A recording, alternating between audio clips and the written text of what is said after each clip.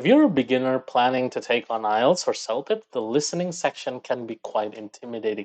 You have seen a lot of our tips and tricks here on this YouTube channel, but today I'm going to try and give you a couple of activities and practices that can help you better prepare yourself for those tests. Now, do note that while CELPIP and IELTS do have different formats in the listening section, and CELPIP can be considered slightly easier, these activities will help you regardless of which test you're taking, right? So as long as you do them consistently and that you are always aiming for progress with each one.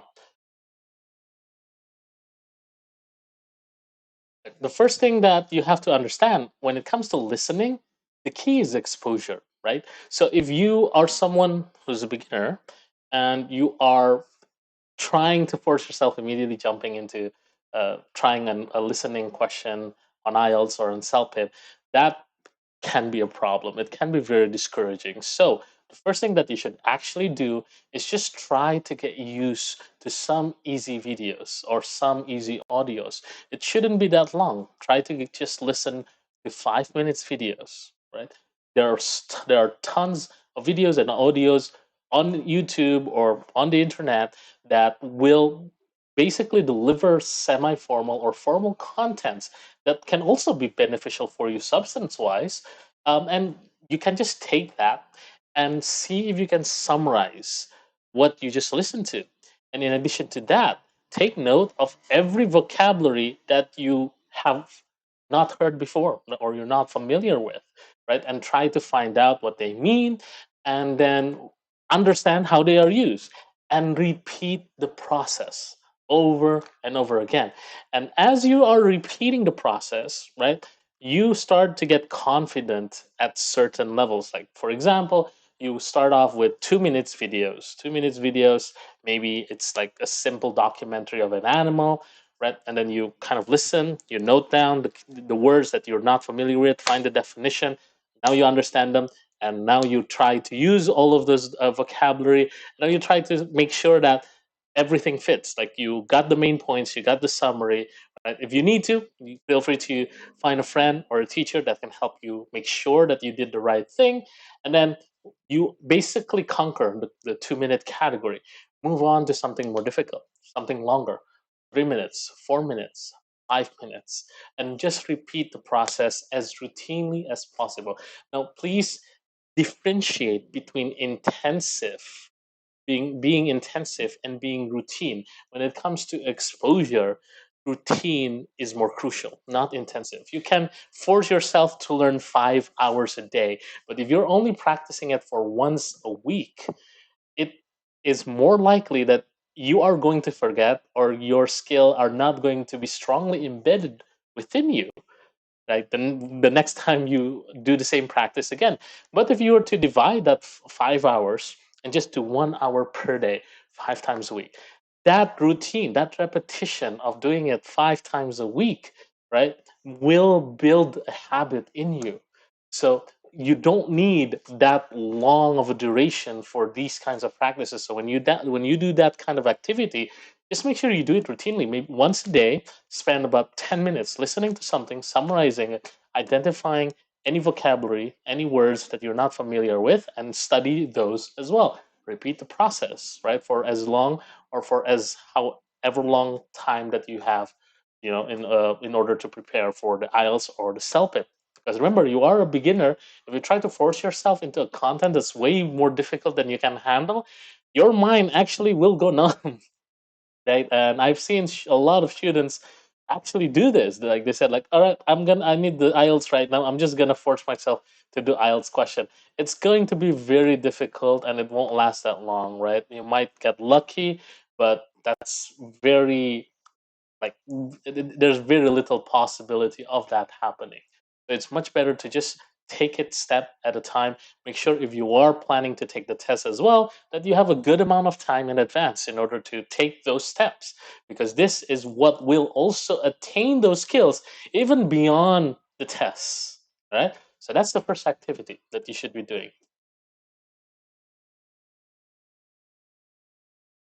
The second activity that you do is you can find a lot of listening questions, not listening, specifically directed towards IELTS or CELPIP, but there are a lot of listening practices online, right, that you can actually access and just try to do a couple of questions. And there are a lot of websites where they also offer like different difficulties: beginner, intermediate, and advanced, right? And you should try those first. Try those out first because they will also offer the same thing. Now, why do I suggest now you start doing question? Because in IELTS and CELPIP, you do get different types of questions. There are multiple choice, fill in the blanks, and others as well. So you need to start familiarizing yourself with that. Like, first, you familiarize yourself with that ability to just comprehend what you listen to, right? And make sure that you got the correct information. You're fully familiar with the keywords. Now you're transitioning into whether you can answer a question in regards to the information that you have just heard. And then you kind of um, transition into the different types of questions, like can you actually identify if the answer is being put in different options, if the answer is one word in a blank, right? And so those kind of exercises will help you kind of just take a step forward, right? You don't need to immediately still jump into IELTS questions or CELPIP questions. Find those kind of questions that's more simple, so you don't kind of still uh, be shocked about the difficulty when you jump to IELTS or CELPIP. Right? Just find those type of questions, familiarize yourself with listening, answering questions. Right? That's the second step. Or the third step, it's similar to the first one, but this time your main focus will turn to conversation. Now, of course, you have to try your best to find audios where natives are speaking with American or Canadian accents. Those are the safest one usually. You can try British, but um, yeah, I think American is probably a better place to start, right? Again, just to avoid any shock, any unnecessary shock for you as a beginner. So now shift your focus to conversation, because in the first activity, you're mainly focusing on just one person narrating, right, or one person explaining, like maybe in a seminar or in a talk show. Now you want to find audios or videos where conversations are happening, right? Because what's the difference between that? Well, when you listen to one person speaking and two different people interacting, what's the difference with that? Well, when you hear one person, you're only focusing on one topic. Usually you're only focusing on what that person is saying, right? But when you have a conversation, you usually have two different sides, right? And each person can have differing substances, they can have differing topics, right? And there are also reactions, there are also emotions that can be immediately reflected upon those interactions. So now you have a lot more elements, a lot more components to pay attention to. The activity remains the same. When you listen to those kinds of conversation, you have to make sure that you can identify, you can summarize, sorry, that you can summarize what was the main topic, what were they talking about, what was person A feelings, what was person B's feelings, and then I also note and identify any unfamiliar words. Make sure you find out what their definitions are and make sure you know how to use them. Basically, that's the third activity.